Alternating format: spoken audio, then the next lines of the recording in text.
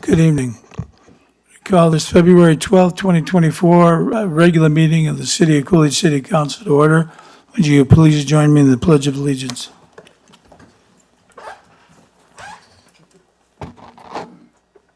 The Pledge of Allegiance to the flag of the United States of America and to the republic for which it stands, one nation, under God, indivisible, with liberty and justice for all. Thank you. Norma, would you call the roll, please? Yes, Mayor. Councilmember Tom Bagnall. Present. Councilmember Audrey Saavedra. Present. Councilmember Steve Hudson. Here. Mayor John Thompson. Here. Vice Mayor Jackie Henry. Here. Councilmember Tatiana Murrieta. Here. And Councilmember Eric Daniels. Here. We have a quorum, Mayor. Thank you, Norma. Okay, the first item of business is a proclamation for the future business leaders of America. And I understand that they're here. And I would like to see, there's a proclamation here. I'd like to ask one of them to get up and read the proclamation. Oh, well, there's the whole gang of them. Okay, would you please introduce yourself before you read it, and the whole bunch of you? Good evening, City Council and Mayor Thompson. Thank you for having us here to sign a proclamation celebrating FBLA Week here in Coolidge. I'm Giovanna Preciado, the president for my Coolidge FBLA chapter, and with me today I have our executive officer team. I have Brody Woodrumuth, our vice president of membership, Emily Ledesma, our vice president of finance, and Lauren Platt, our vice president of communications. Now I'll be reading our proclamation. Whereas Future Business Leaders of America, the Incorporated, FBLA, is a nonprofit education organization whose first chapter was established in Johnson City, Tennessee in 1942, and whereas Iowa became FBLA's first state chapter in 1947, and whereas Coolidge High School officially chartered its FBLA local chapter on May 22nd, 1963. And whereas FBLA includes more than 250,000 members and advisors and 4,600 chapters nationwide in middle schools, high schools, colleges, universities, career and technical schools, and private business schools. Whereas FBLA is a professional business organization dedicated to bringing business and education together in a positive working relationship through innovative leaderships and career development programs. And whereas FBLA teaches, whereas FBLA members perform community service activities and strive to build a student's understanding of the realities of the modern business world, and whereas FBLA teaches middle school, high school, and college students basic business and leadership principles and assists them in the transition from school to work. Maybe I should do this one. Now, therefore, I, Mayor of Coolidge, Arizona, John Thompson, do hereby proclaim February 11th through 17th, 2024 as National FBLA Week in the city of Coolidge, Arizona. And congratulations. Thank you for coming to the meeting. You guys do a heck of a job over there, and we appreciate it. thank you. Thank you.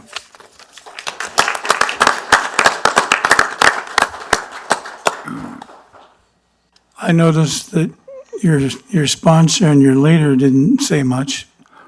No? Okay. Okay.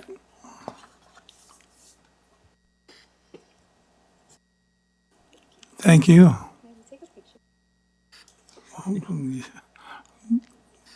Yeah, you're gonna wait around? Yeah, it shouldn't take us very long. Thank you. Okay.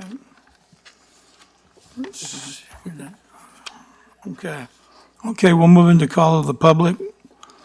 This is a portion of the meeting that if you have anything you want to address the council, you can please come up, state your name and your address and why you're here, and you have up to 3 minutes to let us know what's going on.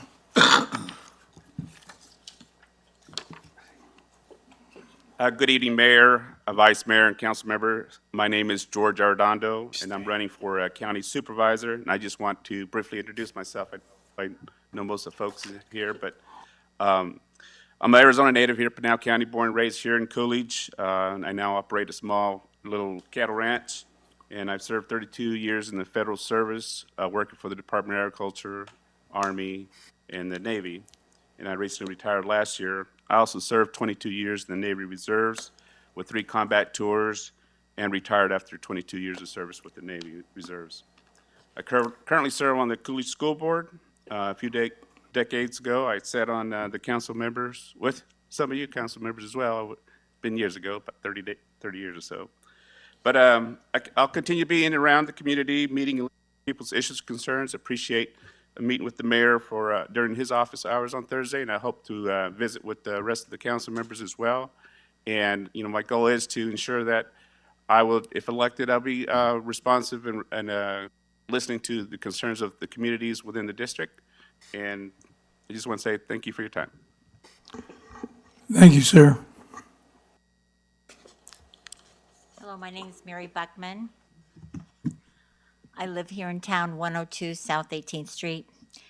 And my purpose for addressing you tonight, thank you very much, is to just put on the radar that there will be an election coming up in March the 19th. And I'd like to read this civic memo from Dana Lewis that was published, I think, on Friday. Pinal County Recorder Dana Lewis wants to ensure every eligible voter in Pinal County is prepared to exercise their right to vote. She's been making a concerted effort to educate the public on what it requires to be ready to cast your vote, where to vote, and the options of voting in that and other elections this year. Unlike other elections, those wishing to cast their vote in our version of a presidential primary election, what we call the presidential preference election, must be registered as a Republican or Democrat. By state law, registered independents and other parties are exempt from this election, which is considered part of the nomination process. For this reason, they are restricted to registered voters within the parties appearing on the ballot. The last date to register is either as a Democrat or Republican in order to vote in the PPE is February 20th, 2024.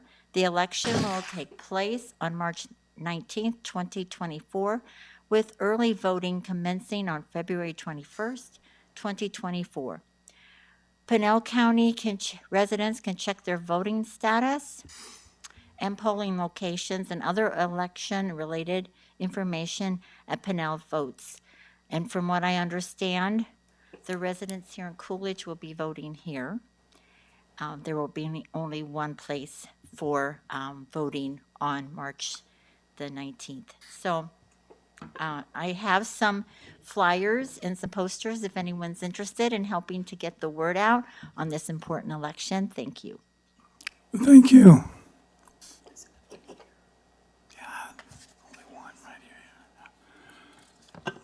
Okay, is there anybody else? All right, not seeing anybody approach, move out of call to the public and move into approval of minutes, discussion and action. Item 4, City Council regular meeting of January 8th, 2024.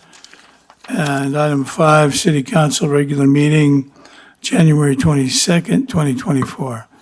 Are there any corrections, comments?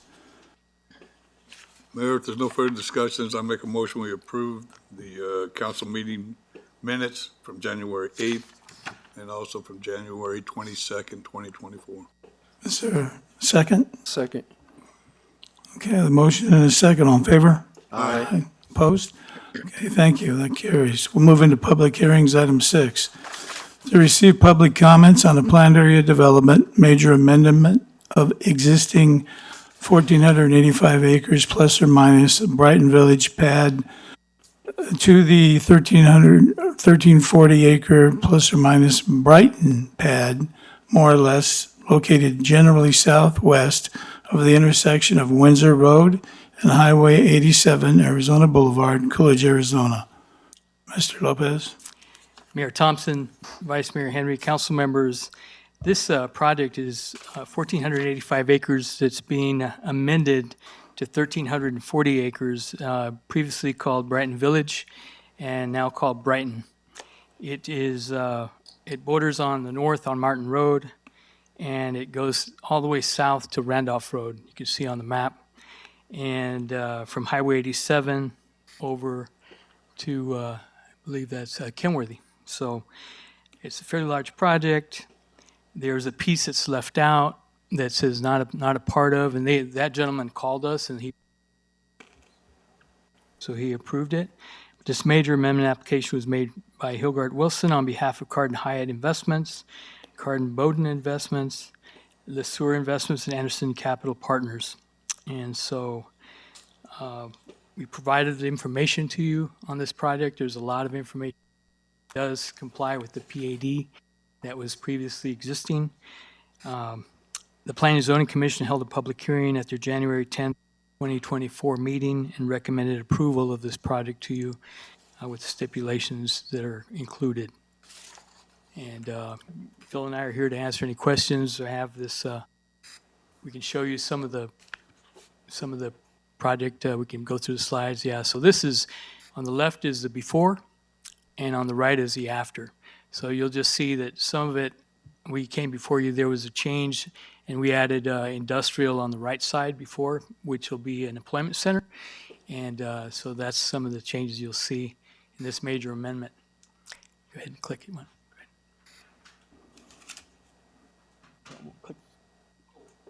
Yeah, this actually just shows you some of the quality of the landscaping in the project. It can be in different places, but we wanted to show you what it'll look like as a final project.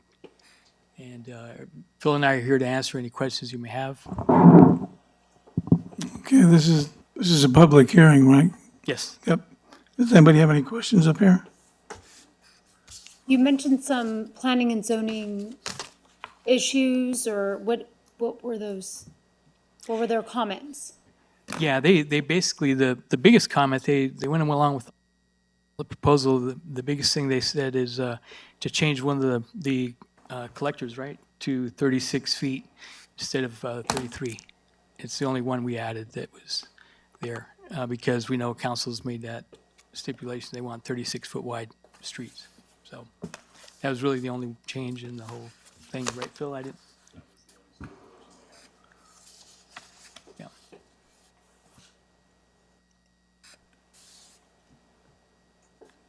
Anybody else? Tom, you got anything? No. About over here. Anybody in the audience?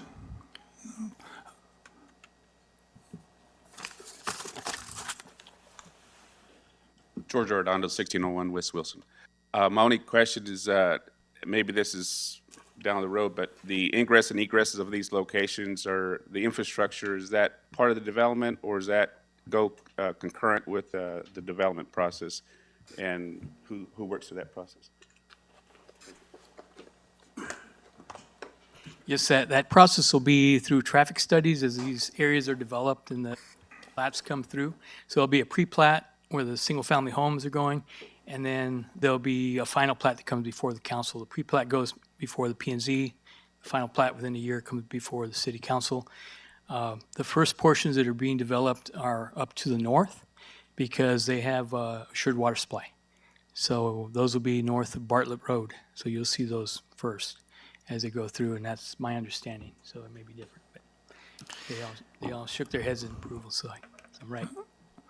So the only questions I really had for that one, Gilbert, was is there going to be some manufactured housing in there? No, Mayor, everything's stick built. Was there a mention in the report? Okay. I Yeah, thought no, I it's saw all stick some. built And housing, everything. so is there any, is part of that going to be industrial, or is there a 45?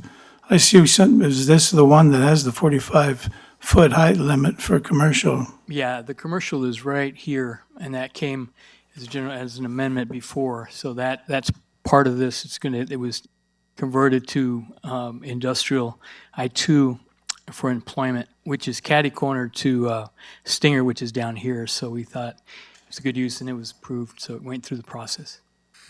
So it'll be a while before the fire chief has to take a look at that, and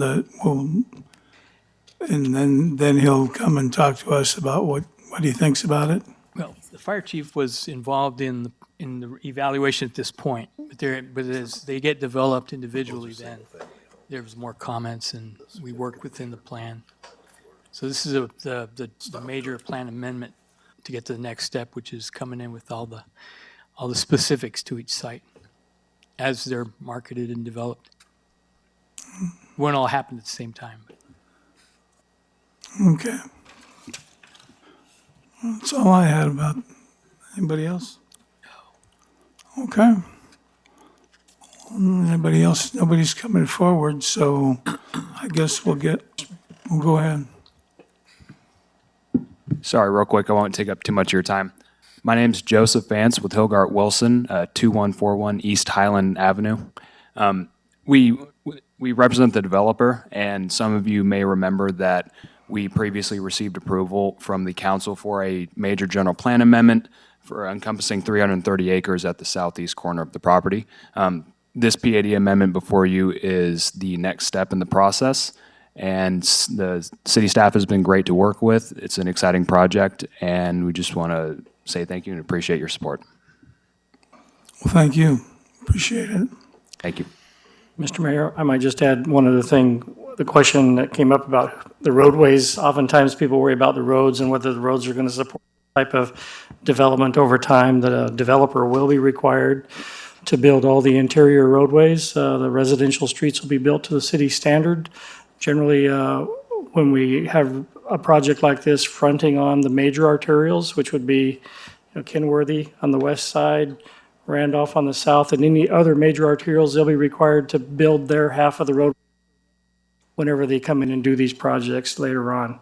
The first phase of this, we've already seen kind of a tentative preliminary plat with some very detailed landscaping plans, and I'm they're very impressive. I think it'll be a very nice community when it's built out. Thank you, Rick. Okay, there's nothing further. Then we'll move out of that public hearing and we'll move into item 7, a public hearing.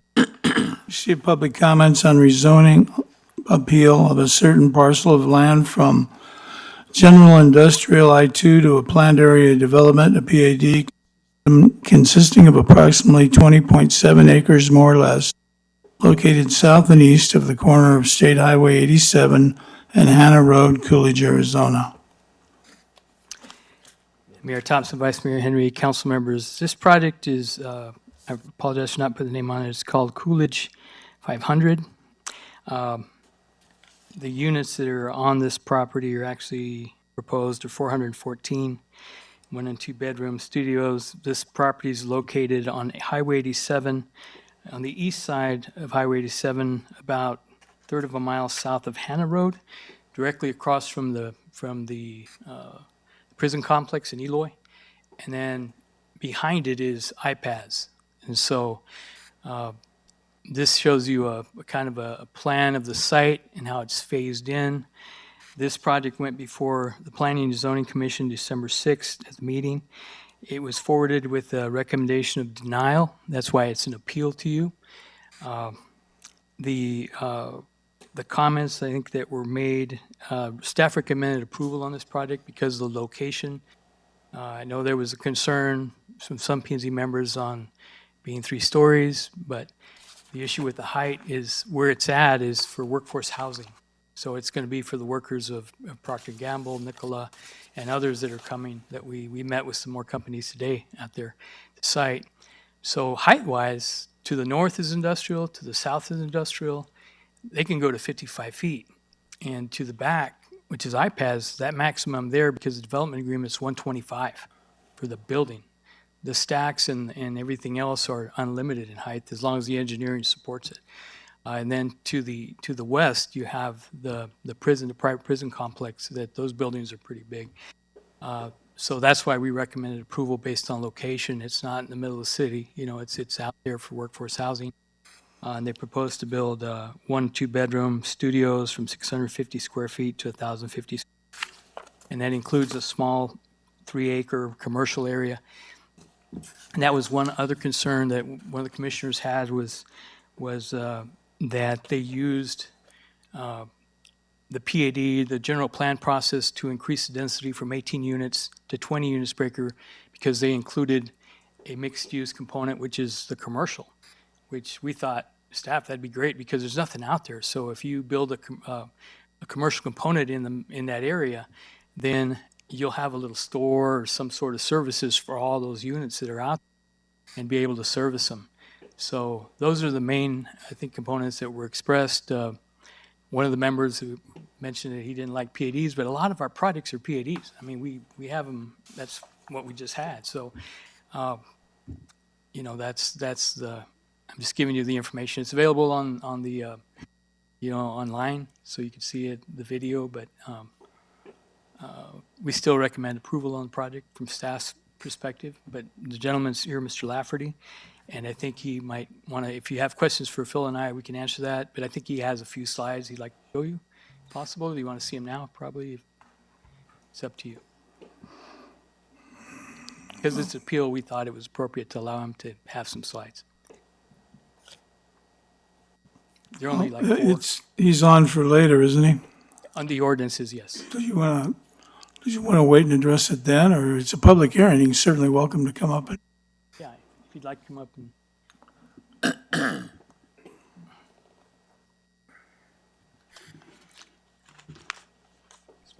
you'd like to come up and we'll put your slides on. Good evening, Mayor, Vice Mayor, and council members. I'm Michael Lafferty with Lafferty Development. I'm a multifamily developer, and what we're proposing on this property, which I don't have an address, but I have an APN 401-48023Q, or your project number as presented. This property is in between Hannah and Hauser. We're zoning it for 420, so if I could rename it, it would be Coolidge 414, excuse me. And with Nikola Procter Gamble coming in Arizona Inland Port, is the existing prison. I've owned this property since 2000, and all of a sudden everything came around it, so that was the good news. And I build workforce housing, and I have a couple complexes. I can show you what we do for our workforce housing, which we're anywhere from 10 to 30% less in rent than downtown Phoenix. These are all in 12th Street area of downtown Phoenix.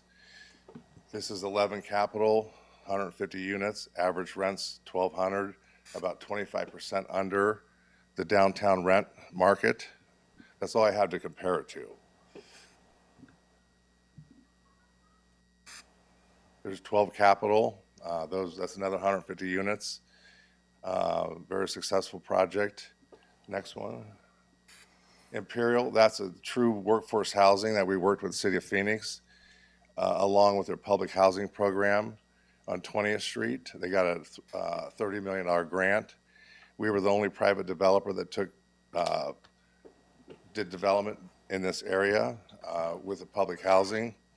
That's 140 units, and we're 30% under rent on this one than downtown Phoenix. It's on 20th Street.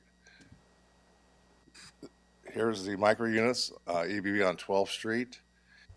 They average, these are micros, average 350, 400, and 600 square feet, and we're about 40% under downtown rent.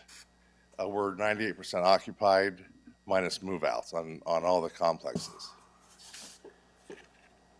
Here's one in Heritage Square, Irving, Texas. I worked with the City of Irving to do housing, light tech housing, and that's 194 units. We haven't started it yet because of the nature of multifamily right now and interest rates. So we look forward to starting that probably in 2025. And that's 194 units. And again, we'll be probably 20% under any comp in the area. This is Casa 54, right across from Lucid. 54 units. And again, that's workforce housing. And I don't have an exact projection on how much less will be for rent because there's not very many comps around there. So, but we will be less. So here's just Imperial Apartments and BB on 12th, and the difference in our workforce housing product versus the comps that the marketing people go against the comps. Here's the development. Phase 1 is the turquoise, a major road, 4 lanes with a median, a big park in the middle. The first phase is 50 units. We're going to build 50 at a time and see how the demand goes. And that's workforce housing again. We have public amenities with pools and shuffleball courts and pickleball courts, and the center area, which is the retention area, will be grassed for playgrounds, soccer fields, football fields, etc. And we don't own this left corner. I do not own that. I own the commercial. And one day you'll see a commercial center with your typical sports bar or nails, barber, standard things, maybe 1 or 2 pads, but probably 5 to 10 years out on that. And next slide. There's the elevations for your questions. I did do a traffic study. We'll create about 300 jobs during construction and about 80 permanent jobs on that development. The tax revenues, I don't have the exact number, but large amount of money over the years. We have applied for water with Global Resources, and we're about a year away on water and sewer. Timing, I think we'll be able to start in 2 years, and it's 6 more to build it out is the total projection. Any questions?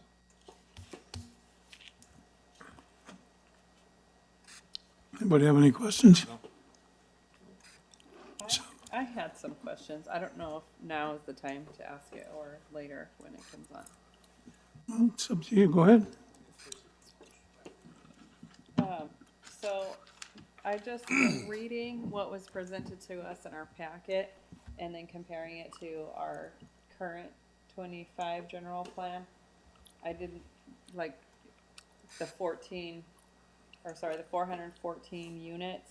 So that, and I'm not very good at math, but the math that I did, that exceeds what our current general plan allows for. Our current general plan would only allow for 354 units. So the general plan says residential densities up to 20 dwelling units per acre are permitted as part of a vertical mixed-use commercial and residential development. And so what was presented to us in our packet was 17.7 acres to use for residential, 2.97 for commercial. So when you do the 20 dwelling units times 17.7 is where I came up with 354. Members of the members of the council. The way that section of the general plan is called out, it actually allows up to 18 dwelling units per acre, the multifamily component. But if it accompanies itself with a commercial aspect, it can actually increase to 20. And that is actually a gross number counting the entire acreage of the residential portion and the commercial aspect to get to the number of units. And this is something that we did double check with Rick on because, he's got a lot of great experience, but that's how we got the number, because originally there was more units proposed than what there is now in the packet or what the actual project is.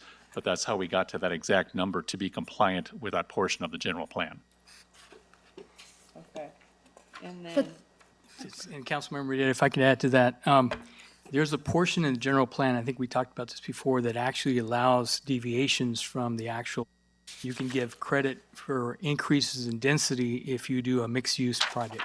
And that's where this section was. And so they used that to increase density from 18 to 20 units per acre. And that's, most general plans, this one was approved by the public, so it went through the public process, and anybody can use that as applying if they add a commercial component to it. So that's what they did, and that's how they came up with the numbers. We double-checked them. I checked them before I got here, so just to be sure. And because what the difference would have been between 18 and 20 on that acreage is probably 34 units, I think, is what I came up with. But that's the increase for having the commercial piece inside. So I apologize if I didn't include that portion of the general plan. I probably should have. I didn't want to give you so much that it was confusing. when it's giving us that formula for mixed use, is that when this is packaged together? Because it sounds like we're saying we do hope the commercial will come, but later? I mean, Yes. that's, Yeah, it is packaged all together. So the whole property is used to calculate. Yeah. but are we saying that we think later down the road, perhaps there will be the commercial component? We Well, it's don't know part of the what would. project right now. So if it's approved with it, there has to be a commercial piece to it. Mr. Mayor, with it being a planned area development, the reason they're using that zoning classification allows them to have the residential and commercial components combined. And so the zoning he's requesting here will allow for the future commercial.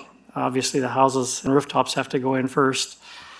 Along with all the industrial that's going to happen out there, we know there's going to be a great deal of industrial built within the inland port Arizona over time. Workforce housing is going to be appropriate out there, and certainly commercial will come. And along that Highway 87 frontage, not only will the residents here enjoy that commercial component, the employees over at the corrections facility that really have no place to go to, dine or have other business services would have that there.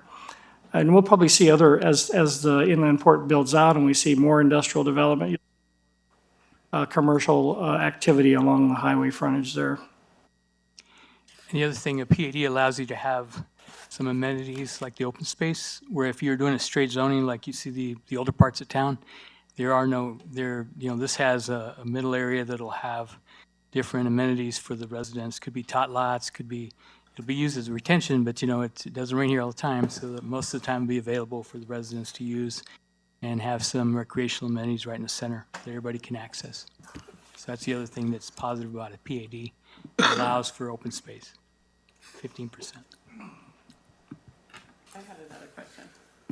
So also, our current general plan says for multifamily structures, a minimum area per unit is 2,000 square feet. But what we were presented only went up to, it was what, 950 to, or 650 to 1005 maybe? I think the floor area, it doesn't have a minimum 2,000 square foot floor area. Is that what you're saying? Well, it just says, under section 505, it says multifamily structure, minimum area per unit, 2,000 square feet, is what our current general plan says. They talking about open space or?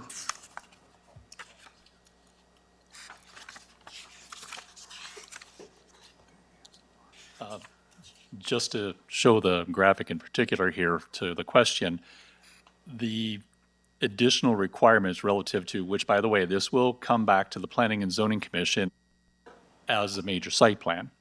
So these individual components, as they're proposed in the first phase or the first two phases, or anything to do with the commercial stuff, will still be going through an additional public hearing process and going through that.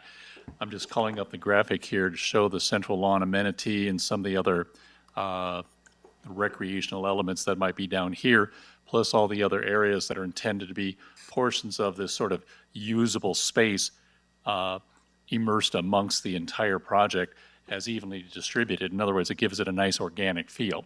So that's how that question gets answered, but at one phase at a time relative to the overall project. Okay, so when our general plan says minimum area per unit that is not the same as 414 units each as an individual unit? That's how I understood this, when the general plan says minimum area per unit, when it's a multifamily structure, is 2,000 square feet. So I thought each one of the 414 units needs to be a minimum of 2,000 square feet. No, that's not the case. Then there would be no such thing as he's explaining, workforce housing or variety for different types of interest and incomes and things of that nature, so. Yeah, basically it's referencing to the entire usable area, which can include such things as even hardscapes like porches or patios or different things like that, along with counting everything else, all the decomposed granite areas, the drainage areas, the grass and the turf, the tot lots and everything of that nature. Everything that's kind of represented here is kind of shown as to where some of those vertical elements will be, like the trees and the ramadas and stuff, but they'll be situated amongst that common area that's required per unit. Okay. As further also called out sometimes in our zoning code, so. Okay, and then my last question was, under the section G setbacks, yards and heights, it says maximum building height 35 feet, but I don't know how, so what we were presented just says 3 stories. So for maximum building height, our general plan says 35 feet. Well, in this particular case, not only with the site plan function, but then when they would come in and submit actual building plans, those would also be further reviewed by not just our building department and our civil plans reviewer, but also the fire department. And they've been involved with this since the very first proposal in the discussion and will be a part of that all the way through to assure that it meets the fire capability responses and that it's okay with the fire chief for the type of construction and the heights that'll be out there, so. Well, Mr. Lafferty said it's going to be 34 feet, so. So 3 stories is 34 feet? That's with parapet.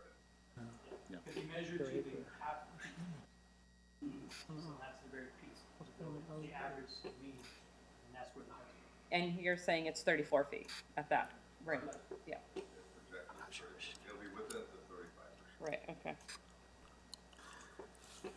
So because it's a PAD, it doesn't have, I mean, I need you to let me know, because it's a PAD, it does not have to go by what's in our general plan? It is going by what's in the general plan. It's a text that's underneath in the general plan, PAD. It allows different things to happen if you meet those requirements. So it's in the language there's like 10, 15 sentences there. If you do this and this is the size of the project, you get this sort of density. If you provide a mixed use component, you get this type of density. If you have, so those are all part of the general plan. And they're in there. They've been in there since, well, voters approved it in 2014. So we've used that before. So this is just the same. It's no different. We're following the general plan with the voters approved. Okay, well. Okay, I just got a couple of questions. I was gonna wait until it came onto the agenda item, but since we've already started this ball rolling, I have a concern over the access to 87. Yeah. Because, I mean, we have one access point, and we're gonna have, and they're proposing 414 apartments. And I don't know if anybody's ever been out near CCA during their shift change. And the amount of traffic that pours onto 87, and if you're trying to make a left-hand turn or even a right-hand turn onto 87, that's going to be kind of tough with that additional traffic, and you have 414 units when it's built out.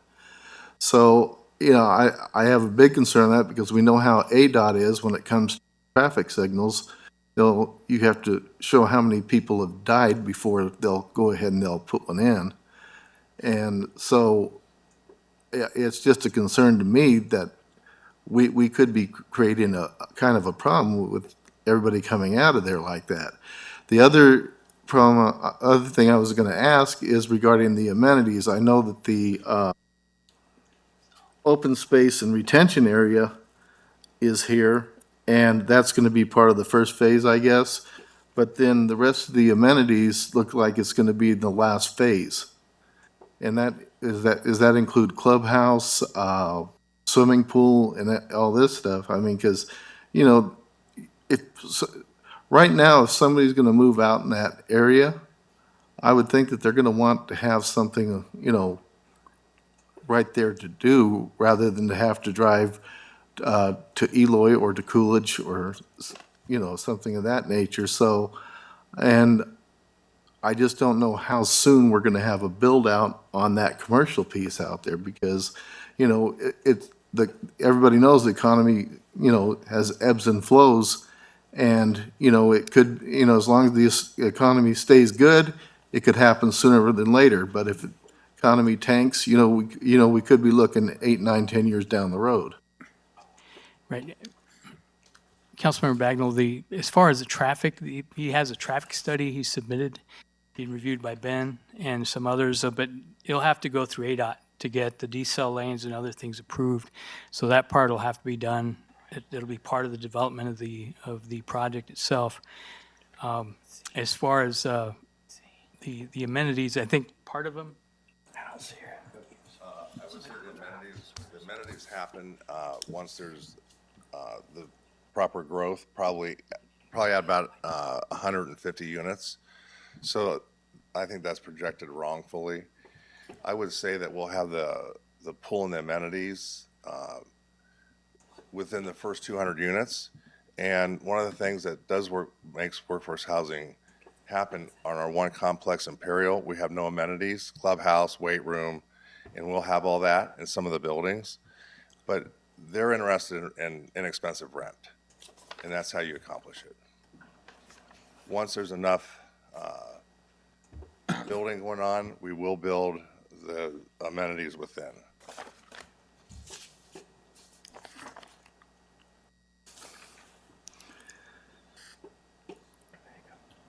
I guess the other concern that I have is, it's pretty far out from the city of Coolidge. I can't say from the city of Coolidge because it's in the city of Coolidge, but it's pretty far out from Coolidge proper. And, I think this probably might even lie within the Santa Cruz School District, in the Eloy Elementary District. So I just don't know, when you have something this far out and there's not that much built up around it, I know a lot can happen over a short period of time, like out in the Queen Creek area, but I'm just looking at, what is currently taking place, and I hope Procter & Gamble is going to be a jump starter for the whole area out there. And, so I just have some concerns with this development at this time, so. Mr. Mayor, Yeah. I'm not sure where that 2,000, I was looking at the general plan, I didn't see where that 2,000 square foot per unit came from, but, this project, it is in the city of Coolidge. It complies with the city's general plan that was approved for urban neighborhood. That's a classification the council approved previously on this property. This project conforms with the general plan that the council approved. He's asking for a planned area development zoning which is the next step in the process to build the project that he wants to do, housing. It doesn't seem unusual to have workforce housing in an area that's going to industrialize. Either it's going to go here, or it'll go across the street in Eloy. I think they'd be happy to have workforce housing in their community to provide housing for the industrial area, but it can happen in our community, where we generate the sales tax, we generate the impact fees to help support our future roadway improvements and parks and fire stations. We're going to build a fire station out here. We have a site that's pretty well planned. And in order for us to make those kind of improvements over time, we need this kind of development. And so, I don't see why this is not consistent with what the general plan has allowed. Traffic studies are going to be required. He's going to go through a major site plan review process where we'll get down to the fine details. This is pretty detailed for a PAD. A lot of PADs don't even have this level of detail just like the PAD you saw previously on the prior agenda. We didn't show buildings, we didn't show access to the roads. This is nearing a site plan submittal. We generally don't even get this level of detail out of PAD, so I think he's asking, wanting to show you what his plan is long-term. And, you know, in my mind, this would be a good project for that area. And this is just about changing the zoning. I mean, we're not approving the, So there's no we're not site plan. approving the PAD. We're not approving this. You're approving the PAD. Right, but we're just approving the rezoning of it. And what if it matters that it happens today or 3 or 4 years down the road? I mean, it's this man's money, the developer that's putting the money into it. If it fails, it fails. I mean, it's his money that's failing. It's not our money. And if he's planning on doing it 2 years from now, that's pretty quick. I mean, and Procter & Gamble's supposed to break ground the first quarter of this year, maybe next year. It'll probably take a year to build it. So it looks like he's trying to coincide this apartment complex with Procter & Gamble coming in. But, I mean, somebody's going to do it. I mean, whether it's Eloy or Coolidge.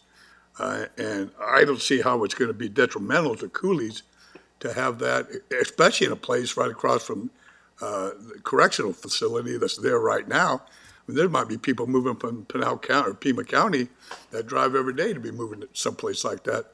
They might be paying $2,500 a month for rent down there and can pay $1,200 a month here. So I think it'll be an asset. And whether it takes off or doesn't take off, that's the developer's. He thinks it's going to. He's putting all of his money into that. He's betting on it's going to come. I think it's going to come myself. He's got to get the road done by ADOT to begin with, so they've got to approve it.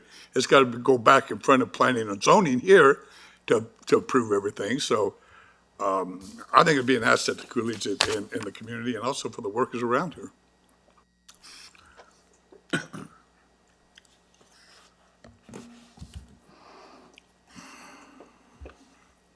Anybody else?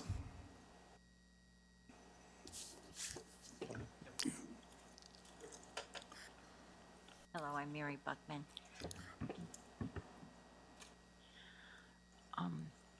I just recently paid my water bill, and I recognized that there was a connection between the city of Coolidge and Arizona Water. And there's an initiative that makes every drop count. So I'm wondering how you're going to be handling the water needed for these homes when we are already, I wouldn't say rationing, but we're very diligent on paying attention to the water usage that we have. Am I right there? Did I make that connection? That's being handled by Global Water. That's a water company it's not Arizona Water Company. I see. Where La Palma is, the highway that goes Casa Grande, there's an agreement between Arizona Water and Global. And Arizona Water has everything north and Global has everything south. Mr. Mayor, Global Water will be installing a water treatment facility as well as a waste facility just basically to the east of this project over off the Vale Road alignment. They'll be providing water and sewer service for the entire area, including this project. They have plenty of water on this land that was previously farmed. You know, at the end of the day, when this project develops out, there'll be less water usage for this type of development than you would have seen previously with the farming operations. So from what I understand, then the Arizona water that we use is different than this company that they're going to. Global Water Resources is a different company altogether, correct? We have an IGA with them. And you were saying they are guaranteeing water for this development? Oh, yeah, they will. Yeah, absolutely. Just like they will with all the other industrial development that happens in this area. They're providing.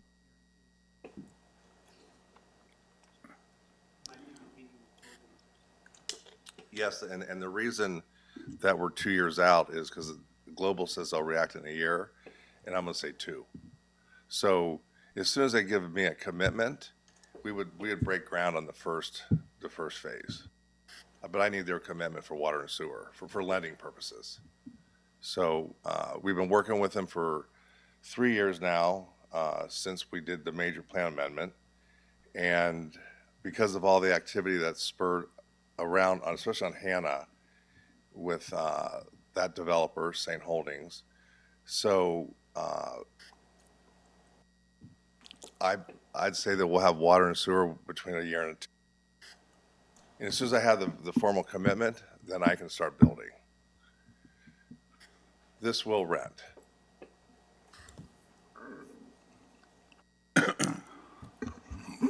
Okay, anybody else?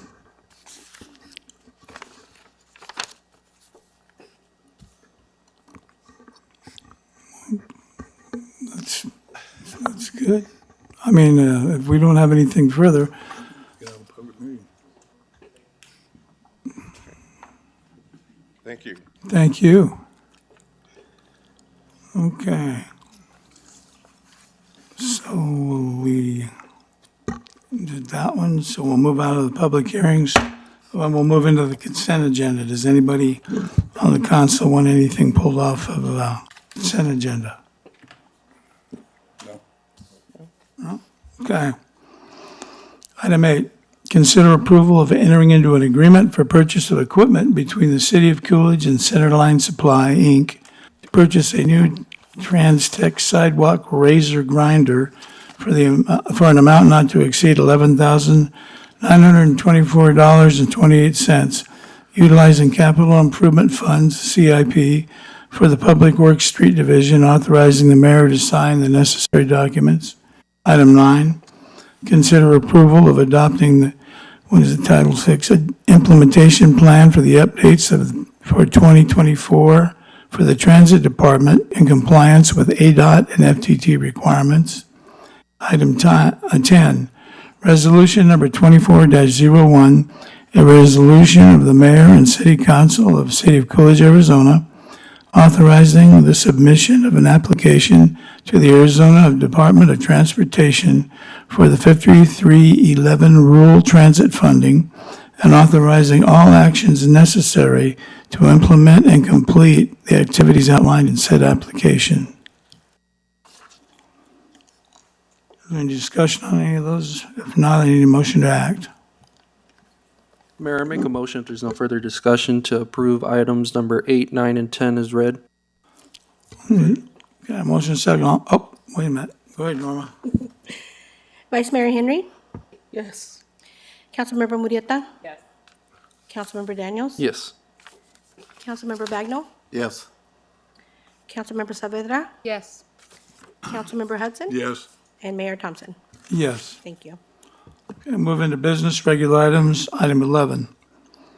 Ordinance number 24-03, an ordinance of the mayor and city council of the city of Coolidge, Arizona, adopting a planned area development major amendment existing 1,485 acres plus or minus Brighton Village pad to the 1,340 acre plus or minus Brighton pad, more or less, located generally southwest of the intersection of Windsor Road and Highway 87, which is Arizona Boulevard, Coolidge, Arizona, legally described in Exhibit A.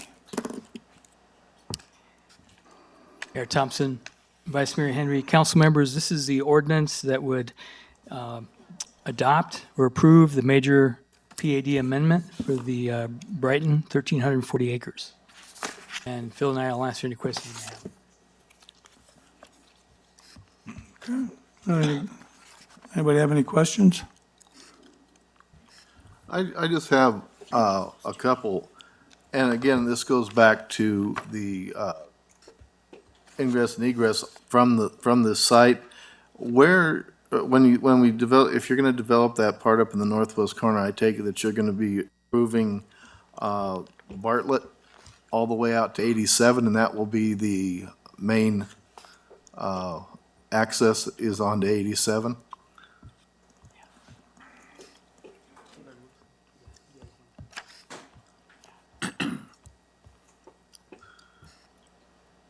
Good evening, Mayor, Vice Mayor. Rob Gooser with Hilgard Wilson, 2141 Island.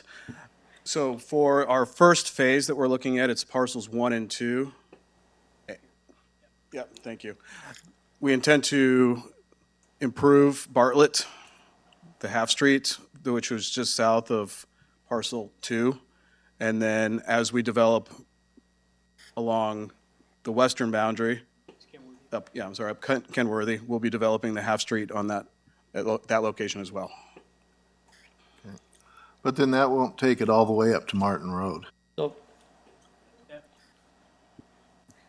That's a different project that'll be developed. Peterson is building that portion up. That's landmark 9 and 10. So that's in process, and you've already approved a PA. You approved the preliminary plat, so the final comes back to mayor and council. So they submitted that already, and so it's the engineering portion they're working on. So yeah, okay. and they're working closely with all those, including Hawk Hollow on the other side for different parts of roads, Right. the sewer infrastructure, that type of thing. Right? Okay. All right. Thank you. Anybody else? I guess I need a motion to act. Mayor, if there's no further discussion, I move to approve item number 11 is read. Second. Second. All right. Norma? Councilmember Hudson, Yes. Councilmember Saavedra, Yes. Councilmember Bagnell, Yes. Councilmember Daniels, Yes. Councilmember Murrieta, Vice Mayor Henry, Yes. and Mayor Thompson. Yes. Thank you. Thank you. Item 12. Ordinance number 24-04, an ordinance of the mayor and city council of the city of Coolidge, Arizona, rezoning a certain parcel of land from general industrial I-2 to planned area development, a pad consisting of approximately 20.7 acres, more or less, located 1/3 of a mile south of the southeast intersection of Hannah and State Highway 87, which is legally described in Exhibit A. Mayor Thompson, Vice Mayor Henry, council members, this is Coolidge 500 apartments that may be changed to Coolidge 414. I don't know. But anyway, this is the ordinance that would adopt and approve the PAD to make this, help this project go forward. And Phil and I are here to answer any questions you may have.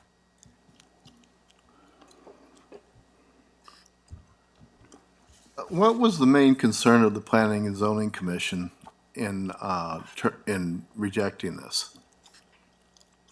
It was the things that were brought up, and Phil and I talked about it, and we took notes, is they, a couple members didn't like the fact that they used a section that allowed the increase in density from 18 to 20 units. But we told them we're using the general plan, that's what's approved, it's legal, it's the right, but because they're increasing from 18 to 20, one of the members didn't like the fact they were using that section of the, and we told him it's part of the PAD, and he basically stated he didn't like PADs. So, what can you do? We try to explain that that's part of the approved PAD, but that's what was said. The other one, there was a concern on the height. We went ahead and Phil and I explained that everything to the north can be 55 feet in height, everything to the south can be 55 feet.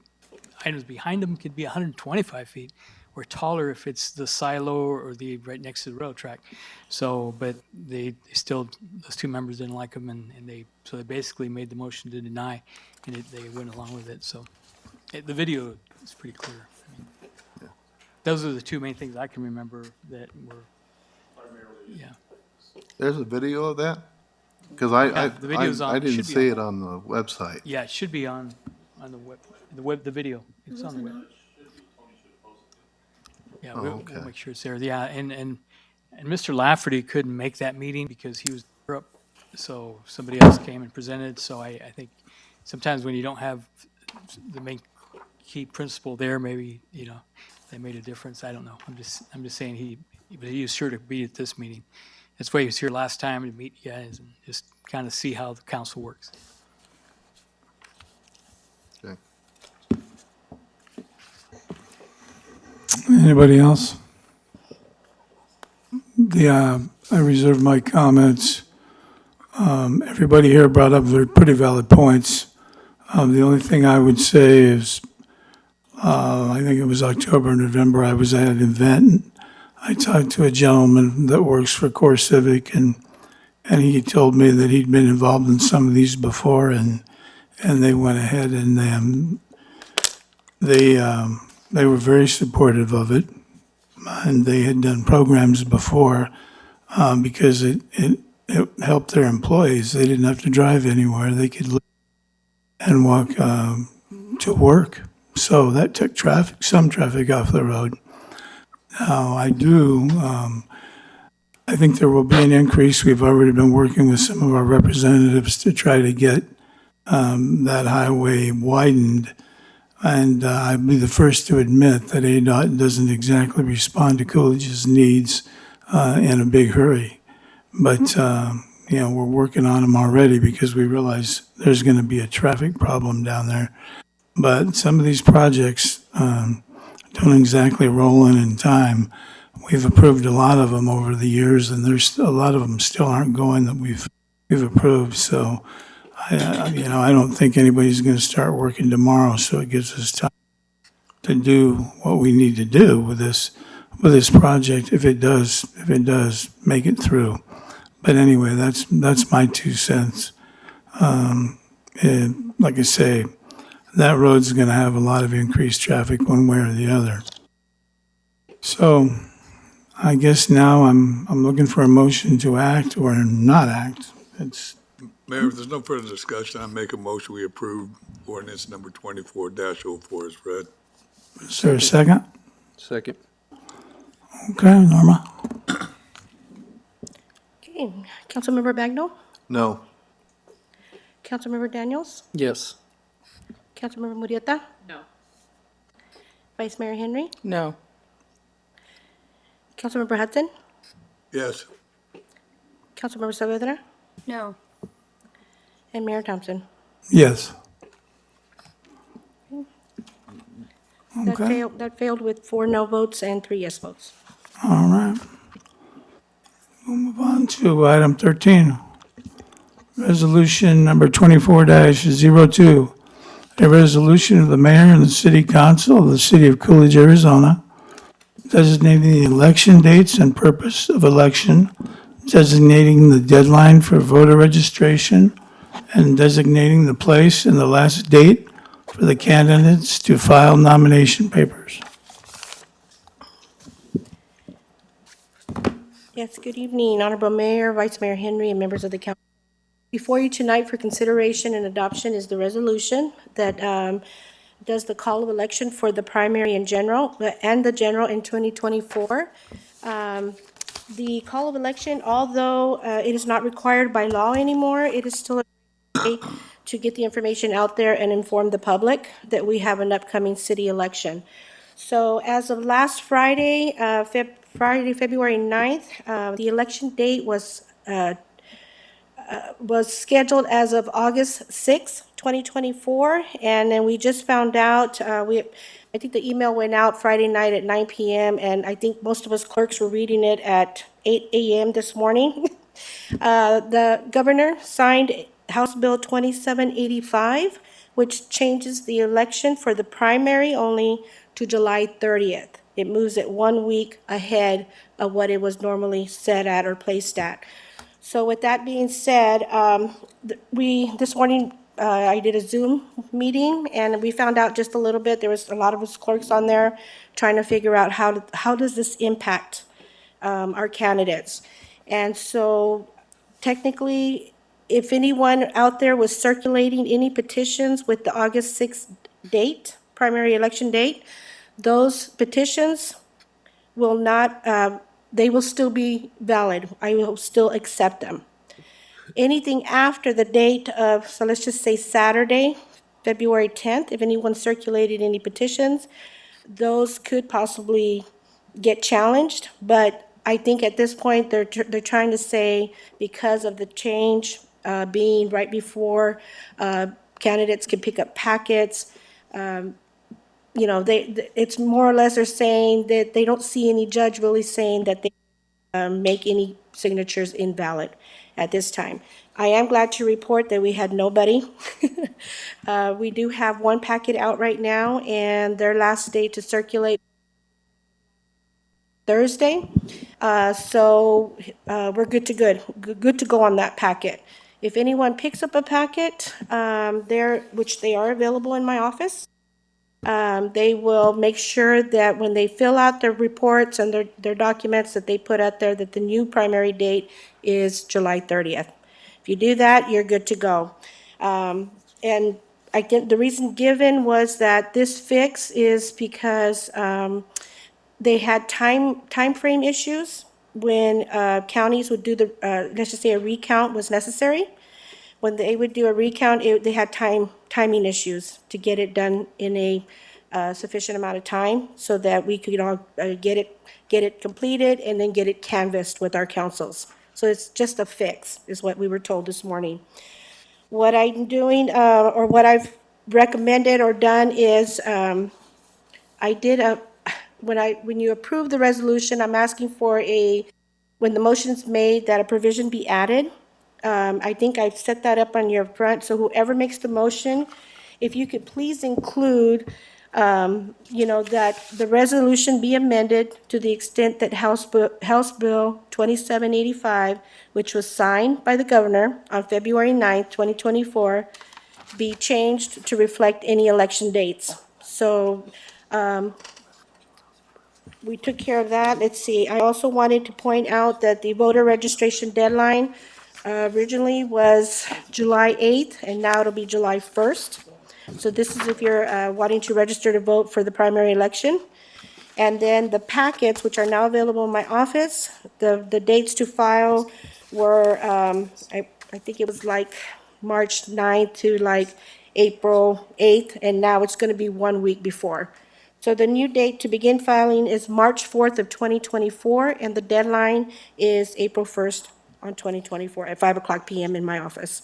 So, and I can answer any questions you may have. I know this is a lot of information, but we are, like I said, I think a lot of his clerks opened our emails this morning and found out what happened. So, again, we have no impact. It's just going to move the election date 1 week prior, and it's only for the primary, not the general. The general will remain on November 5th.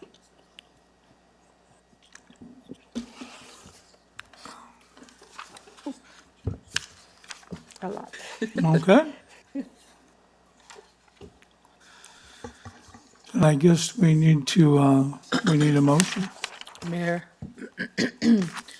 I move to approve item number 13 as read and to include a provision that the resolution be amended to the extent that House Bill 2785, signed by Governor Hobbs on February 9th, 2024, changes any other election dates.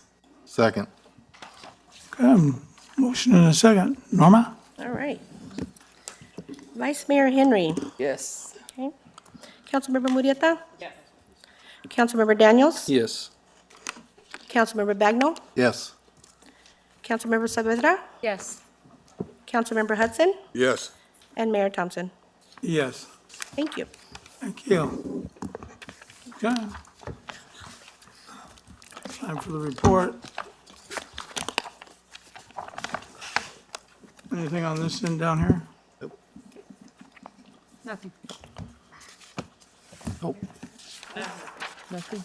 All right, Rick? No? Me either. Motion to get out of here. So moved. Second. All in favor? Aye. Opposed? All right, we're adjourned. Thank you for coming, everybody.